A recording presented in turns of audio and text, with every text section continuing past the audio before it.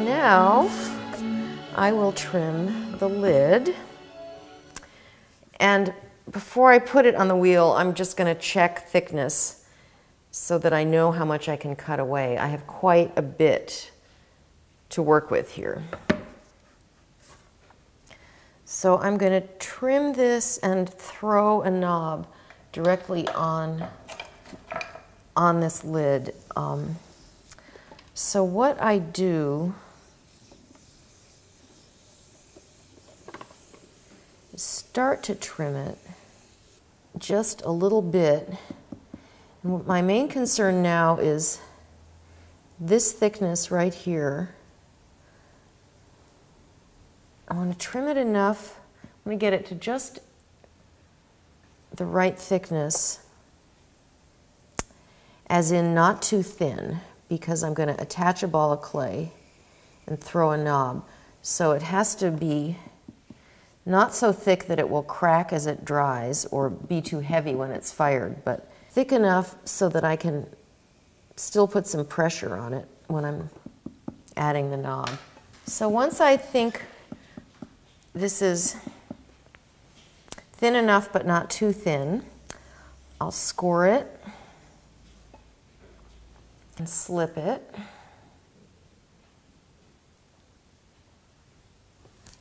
I make a ball of clay, and then I've got this little way of kind of making it kind of like a cone, but with this bottom edge that sort of domes in the palm of my hand.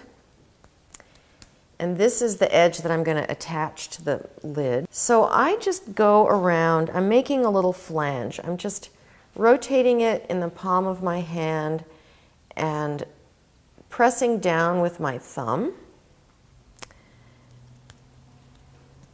And then I kind of get that sort of dome, mushroom shape, so that when I stick it on here, I'm sure that it makes really good contact with the lid. And I can kind of just press it down. And then as I go around to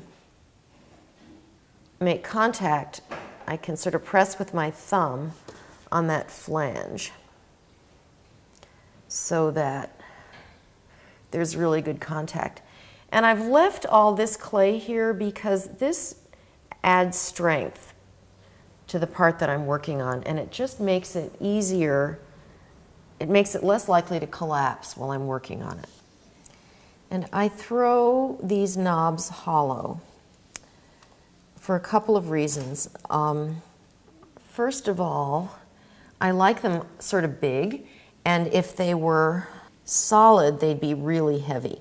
And certainly with this clay body, that weight, by the time the pot's firing to cone 10, it's going to collapse.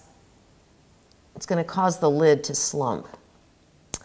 But also, because I am concerned with a sense of volume, the whole idea that these pots are really about what they contain, I just like the concept that even the knob has volume. It has an interior space. Although you can't access it, it's there. And the knob was formed by pressure on my hand coming from the inside pushing out. It wasn't formed by some sort of lathe process where I'm applying pressure from the outside in. And that's sort of conceptual, and maybe nobody looking at the pot would be aware that that's what's happening, but I think that even if a person couldn't articulate that they perceive that somehow it's expressed in the finished form.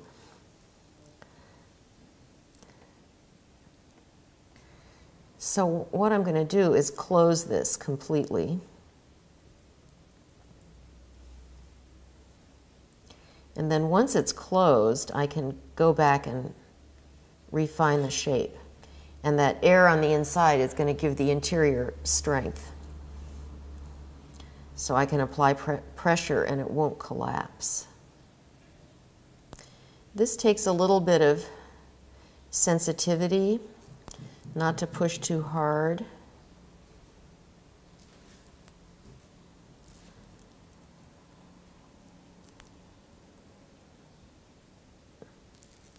But then I'm going to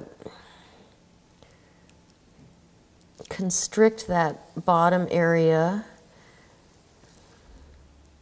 the sort of neck of it.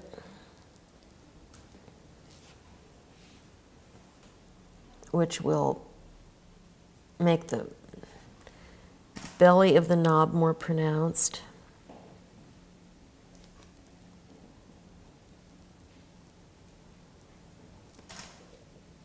And now that's not 100% finished form of it, but it's a point where I can now go and trim away the lid. And then I need to just be a little bit careful to keep the trimmings from wrapping themselves around that wet knob.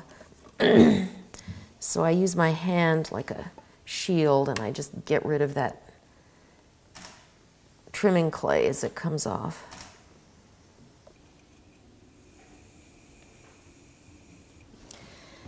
And I like to leave a little, almost like a pedestal for that knob there. And again, I'm going to use this separation. It's almost like a way of echoing this flange detail on the tureen.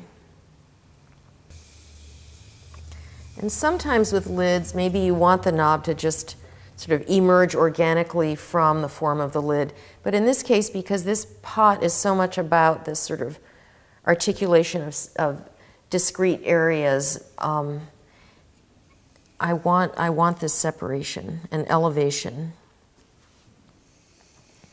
Also, I like to make these knobs proportionately large, larger than maybe is necessary for a pot of this size, but it's that sense of exaggerated volume and generosity because this is kind of a ritual serving piece. So to me, this adds an element of feeling sort of formal or special or celebratory. And then by separating it from the lid, that emphasizes that a little bit.